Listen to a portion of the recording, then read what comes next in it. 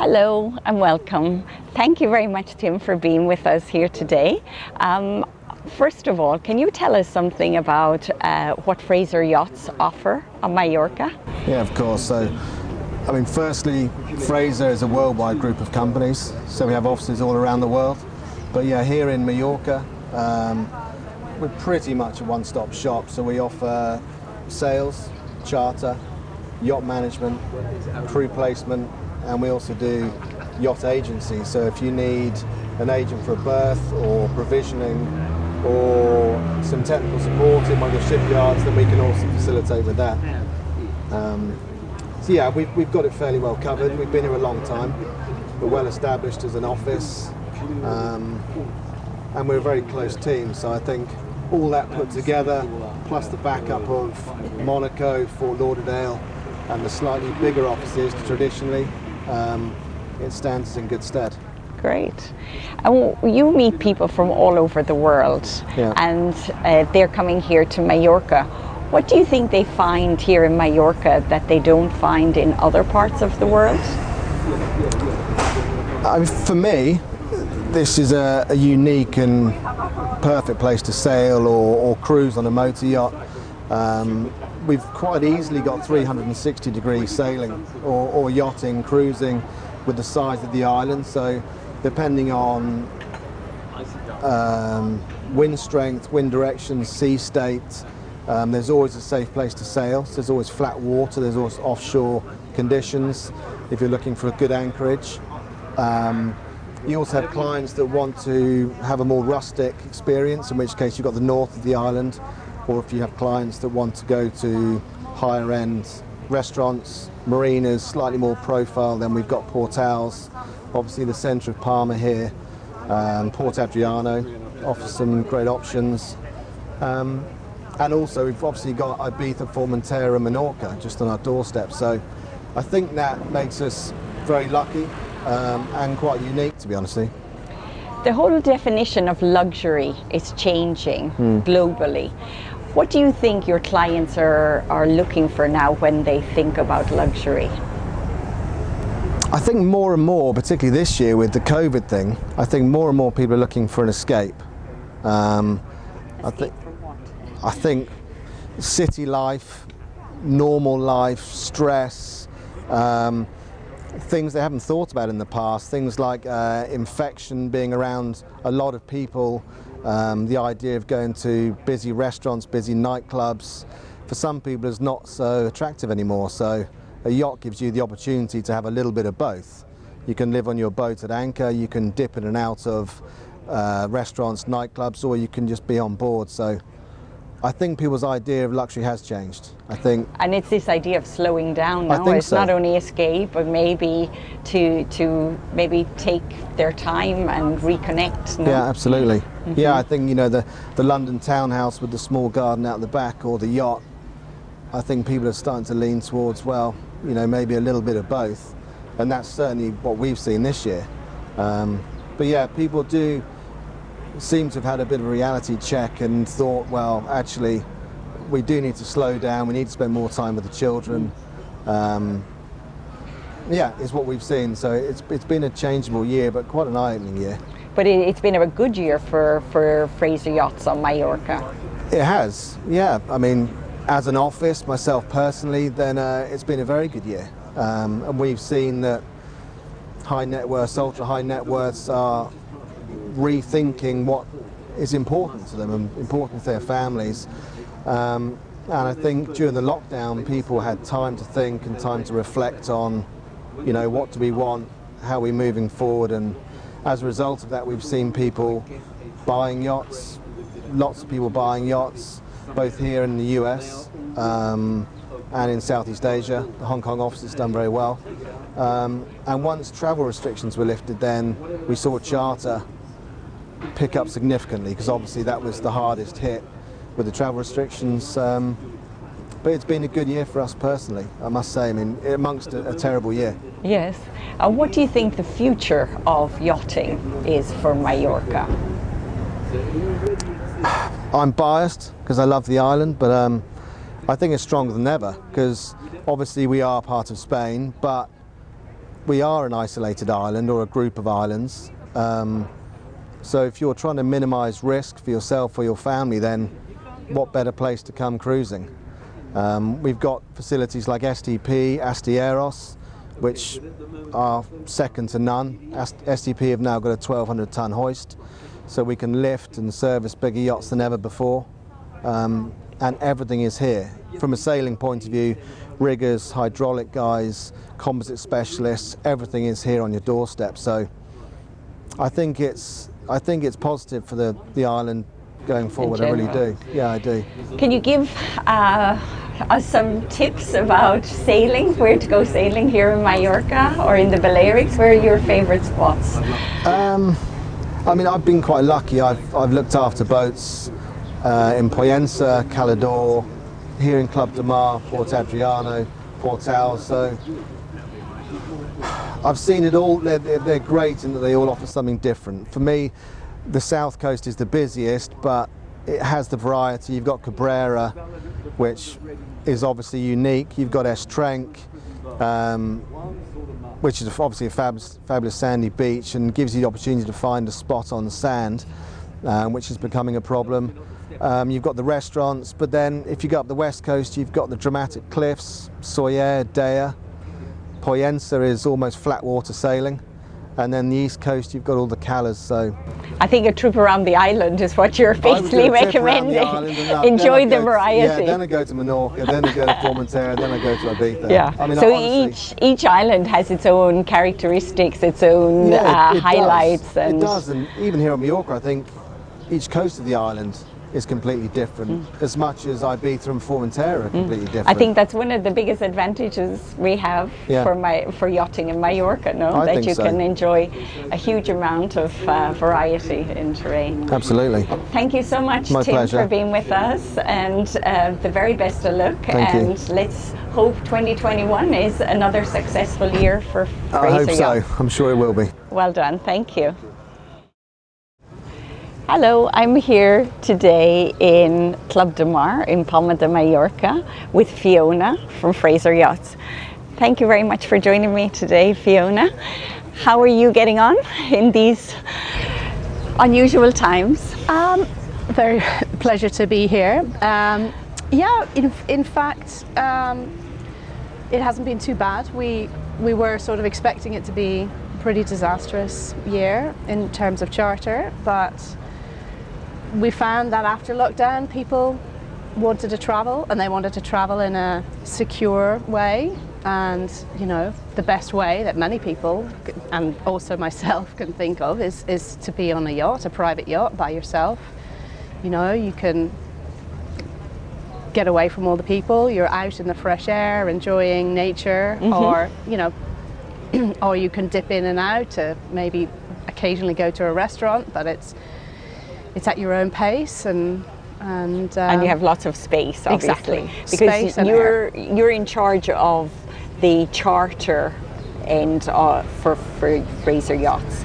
And is that mainly very large yachts? It ranges from anything from around 24 meters up to 130 meters. So there's a pretty wide, very good, wide range. What did you notice this year was maybe a little bit different than other years? For us, the big change was people staying closer to home, rediscovering areas that they may have overlooked in the past because they were close to home.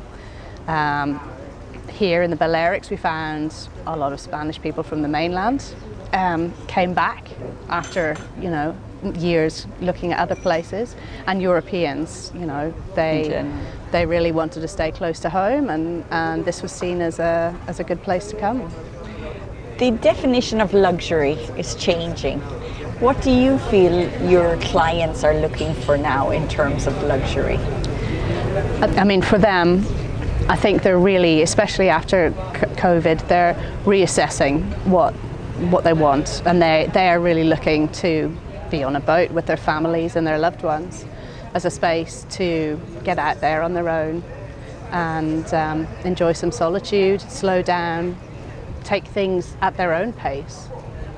That's the beauty of a boat, you know, you do sort of what you want, you go where you want, you change your itinerary as to how it suits you and the weather. And it's the ultimate luxury, really, when you can absolutely you can determine where you go, what time you get up, everything, no? Yeah, and exactly. of course it's full service. I'm sure it's with the chefs and it's fully catered, no? Absolutely, fully catered, chefs, stewardesses, deck crew. So you know, a lot of people are now looking at really healthy food on board, so that's really part of the luxury, that they've got their own personal chef to do exactly what they would like, plus the stewardesses to help service. And then people are looking at water sports again and really getting into that, so you've got the whole deck department trying out new things, new sports in the water, and it all feels healthy and and safe. And that's become a priority now, no, for exactly people. Now it's like the holiday is the boat, what's on the boat and the destination around, but less so that you have to go to Saint-Tropez, for example, because now it's more about being on the boat in a quiet bay and enjoying what's and that's kind of the new luxury, really, isn't exactly. it? And having this space and tranquility, and being there with your family and friends. Exactly. It sounds idyllic, Fiona. That's the great thing about the Balearics, because you can go from, say, the west coast to the east coast in a relatively short period of time, and you feel like you're in two different places. So there isn't a huge distance to travel to take in so much different variety on the island, and indeed within the Balearics in total. When you because you're very hands-on, organizing everything for clients and so on, have you got any kind of very unusual requests in recent times, or anything that you thought, oh, that's different or unusual? Yeah, we get all sorts of things. At the moment, I'm organising a surprise floating golf course for a birthday and a honeymoon. We're designing individual golf flags for the couple. But and this is part of your job, so this is the kind of things you do. Yeah. Wow, incredible. So you really make dreams come true. Well, yeah, I mean, exactly. You want to make something totally memorable for people. Yeah. People are interested more now in experiences. And it's this is true, part isn't of the it? experience. Yeah. It's all about the experiences, the memories that are created. Exactly. When you have new clients and maybe they don't know the Balearics, where would be the places in the Balearics that you would say, oh, you have to go there, don't miss that? What would be your top recommendations? It's hard because there are so many places. I'm always a fan of anchoring in front of Saforadada. Oh, beautiful. And the paella there is one of the best in the world, I think, yes. Exactly. I love Mallorca. I think it's slightly underrated. They've got incredible beaches and bays there, and it's really quiet. Also some great food. Formentera? Yeah, of course. You've got to go to Formentera and Ibiza, and not forgetting sort of the north coast of Ibiza as well, because there are beautiful bays there that are quiet and with incredible scenery. So yeah, it's hard to say just one place, but. So really it's tour the Balearics and you'll find all of these wonderful places. Thank you very much, Fiona, for being with us today and sharing some interesting information about how I suppose the world of yachting is changing and it's moving much more towards memorable experiences. Yeah, thank you. Thank you. Hello, Simon. Thank you very much for joining me here today. I wanted to ask you, when did you discover sailing?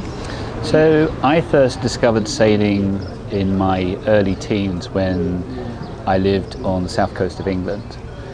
Grew up in Beaulieu, New Forest, and obviously had Lymington, the Solent, Cowes. And so sailing was always part of the backdrop of my life. And over the years, my wife and I have sailed extensively across the Caribbean. We sailed in San Blas Islands in Panama, Turkey, Greece. So pretty extensive across the world. You're you've recently relocated to Mallorca. Yes, very recently. And, very recently. And I was interested to know, why did you choose Mallorca? Because I have the feeling you and your wife, you could have chosen really to live anywhere in the world. You travel a lot, you know the globe, and yet you picked this small island in the Mediterranean. Why? We've been very fortunate in our life to travel extensively around the world, and yet Mallorca drew us a lot because of its stunning nature, the culture, the food in particular. We're big into food and love restaurants. And Mallorca offers a lot in terms of food. Exactly, and also it's an island for me and that offers amazing possibilities. It feels very creative, and everything seems possible here. Really? You have that feeling since? We have been here during COVID and have felt blessed that every day that we have been here, that we are on this island as opposed to anywhere else in the world. Why? One, it feels very safe. Everyone is incredibly responsible, and everyone seems to take life, the quality of life very seriously here. And I think it's something that I want to be part of, we want to be part of, and we want to embrace. The island has a magical feel to it. Every part that we've explored, we felt incredibly welcome. The beauty, the quality of the beauty is also immense. And the people we've met through our yacht, it's an old sailing yacht, so it's 1987, so it needs a little bit of help. And we met an amazing couple from Puente Sail and Surf, Ollie and Julia, and they've been very helpful in helping us find people to work on the boat and things like that. And the people we have encountered through both the boat, through the sailing club, have just been, it's just open arms, what can we do for you? So it's been very easy to make friends and get into the social scene here on the island. Very much so. Great. What do you think makes Mallorca special in terms of, you have sailed in many other destinations around the world. What does Mallorca offer that's maybe unique or different? I think one, certainly from our marina experience, it's been every day. I work quite often from the boat, and it's a real village community. From the people in the cafe, in the shop, the people who work on the boats, it's a real village community. And when I grew up in the south coast of England, that came very much as them and us situation. This is a real village of people working together, whether it be the owners, the people who maintain the boats. And so for me, the island offers that village community, but it also offers a wealth of possibility. I think every time you look around and you see all these different boats, you feel inspired to go a step further. I wanted to ask you as well, because you actually, for work, you travel extensively. Yes. How will living on Mallorca, will that make your life much more complicated? Do you think it's going to be easier? For us, for Annette and I, it was seamless. We arrived here on July the 4th. We had a set-up office in one of the Komodo offices on the 6th, and we had started our conference calls with our clients that very morning. So in a sense, it's been absolutely seamless. The ability, the island offers amazing connectivity in terms of Wi-Fi, 5G, etc. So to run Zoom calls and connect to the world, it has been absolutely seamless. Wow. Which you wouldn't expect maybe for a small island like Mallorca. Well, no? Interestingly, we came from Dublin, and our level of connectivity was so much worse. Oh, really? Yes, in Dublin? in Dublin. Oh my gosh, because that's the hub for many of the biggest global IT companies in the world. Exactly. That's incredible. We had a seamless experience, and it was that ease of being able to set up office so quickly. Amazing. That has really made our ability to work day in, day out. And my wife has clients in Paris, she has clients in Dublin, My team is based predominantly in India. I have teams in Egypt, Germany, UK, Spain, Italy, and there's not been one problem whatsoever. So you can recommend Mallorca as a place to moor your yacht or your sailboat and still carry on your business like you could be in any capital in the world. It is the digital nomad sailor's paradise. Okay, brilliant, brilliant. I love that. I love that. What would be, you've now discovered a little part of Mallorca. Maybe you still have some things you want to see and explore, but from your initial impression of Mallorca, where would be the places, if you had close friends, that you say, okay, we have to take you there, you have to see this? Where would it be on Mallorca? Well, interesting, we actually already have my wife's mother and father who've come across and are living with us for the winter.